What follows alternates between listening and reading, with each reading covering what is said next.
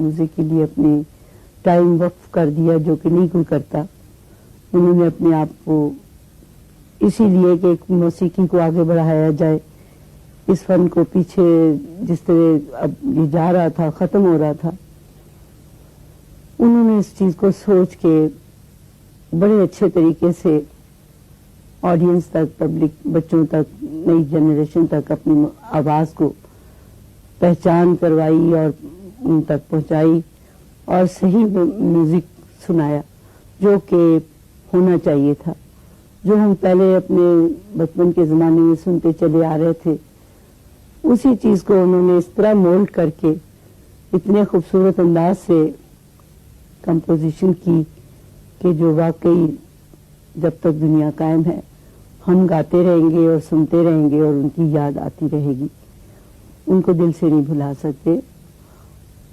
سب سے بڑی ایک بات یہ ہے کہ ان کی ایک اپنی شخصیت اتنی اچھی نیک سوچ تھی جو کہ سب میں ہونی چاہیے، اور ان کو اللہ نے ایسا مقام دیا جو کہ اتنی چھوٹی عمر میں مشکل ہی کسی کو ملتا ہے، اور وہ سب کو ایک اچھا راستہ بتا کے گئے ہم آرٹسٹوں کو کہ اپنے فن کو آپ اس طرح بھولیں نہیں اور اپنی ایک لگن کو جاری رکھیں، اور اس میں آپ کو اللہ تعالیٰ ضرور برکت دے گا اور ضرور ایک نیا راستہ ملے گا جو کہ ہمیں اس چیز کے لیے کرنا چاہیے اور اس کو اپنانا چاہیے.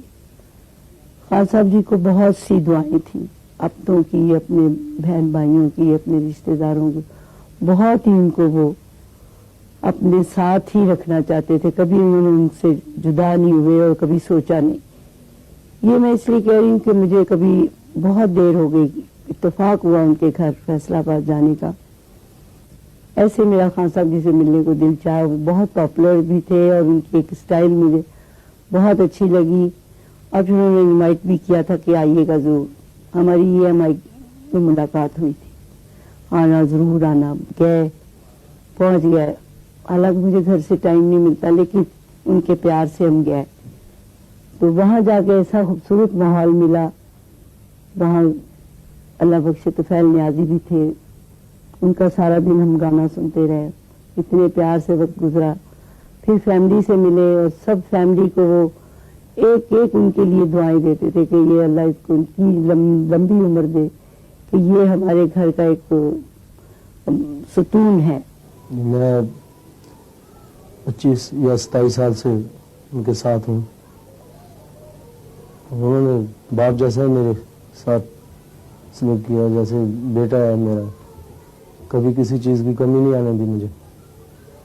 علم بھی سکھایا، پڑھائی بھی کرائی اور ساتھ بھی رکھا اپنے.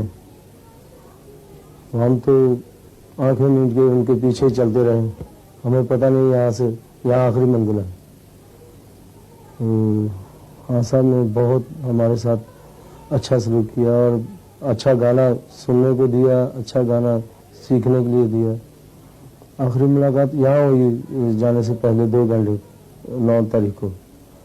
یہاں بیٹھے مجھے کہہ رہے تھے بھائی میری بیگم کو بلاؤ، بچی کو بلاؤ.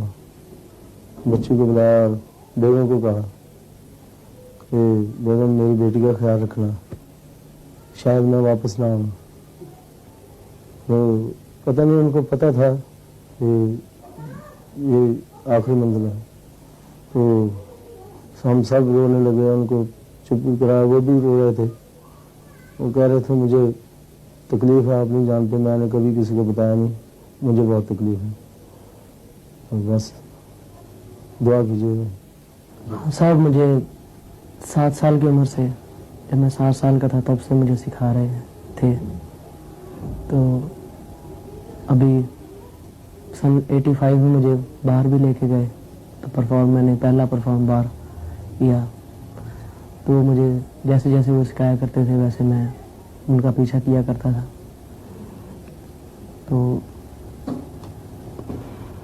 بہت اچھا فیل ہوتا تھا جب ان کے ساتھ گاتا تھا.